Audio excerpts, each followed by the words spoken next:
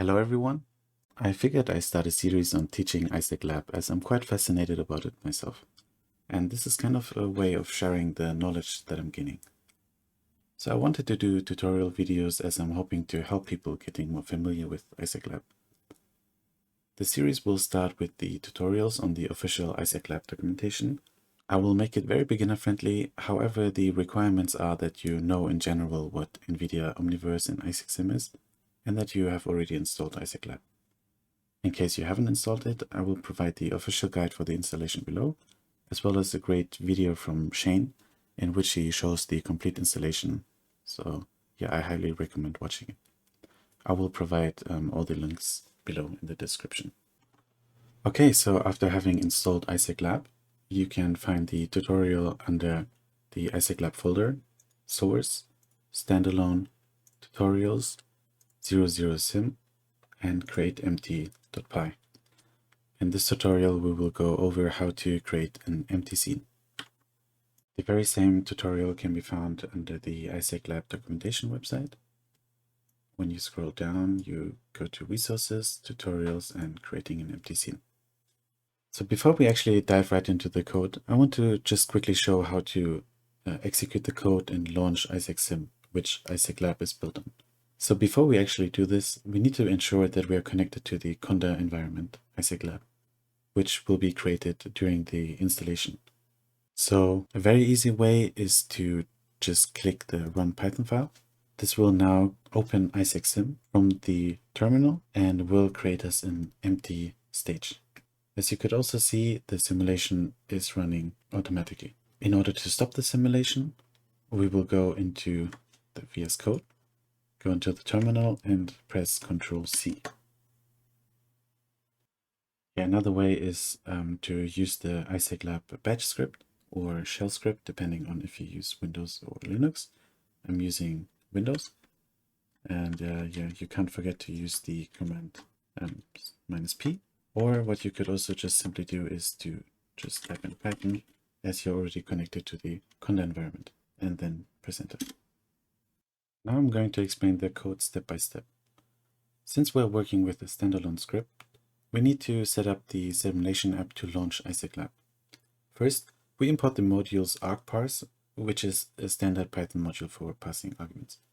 And then the app launcher, which is a utility class from the Isaac Lab library that acts as a wrapper around the simulation app, which you may already know from running scripts in Isaac Sim. The app launcher helps us to simplify the process of launching the simulation app and also handles configurations using command line arguments or environment variables. So before starting this stage, we first create the argparser, which will for now have a description. Next up, we will extend the parser by adding predefined command line arguments like the headless mode, the live stream mode, or rendering options. In case we use command line arguments, we will then pass these and initialize the app launcher with them. Now finally, we can launch the simulation app with the configuration of the app launcher. Now, for example, we can run the script with the flag help in order to see all the options and the description, tutorial on creating an empty stage, options, and the arguments, which some of those I already mentioned.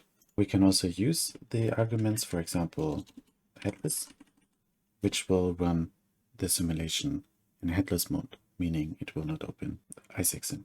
Now that we have started to launch the simulation app with the configuration, we can import all necessary modules. But it's important to note that the simulation must run before importing these, otherwise you will run into some errors.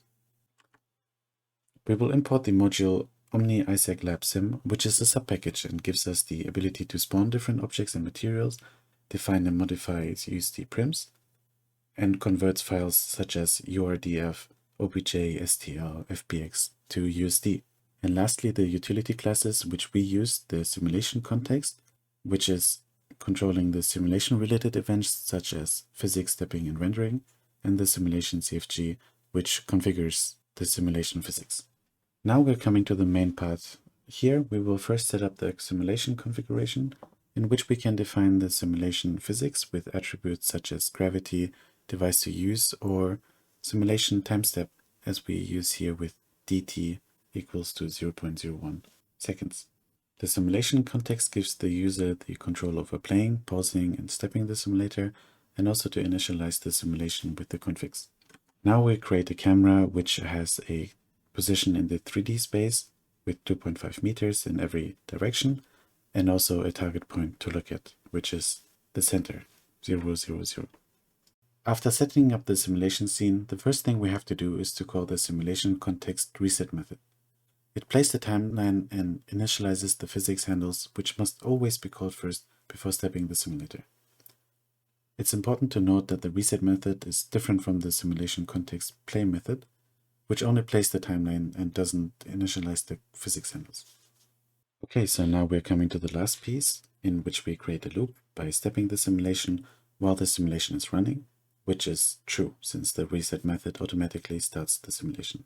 One little note is that the step method takes in the argument render, which dictates whether the step includes updating the rendering related events or not. By default, the flag is set to true. Finally, we run the main function, and since it's a loop, we will have to manually close the Isaac Sim window or use Ctrl+C in the terminal to stop the simulation. We also have the close method, which can also close the simulation and should be included to properly close the simulation app.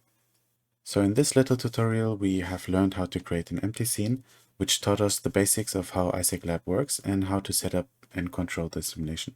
If you have found this tutorial helpful and want to see more, consider subscribing.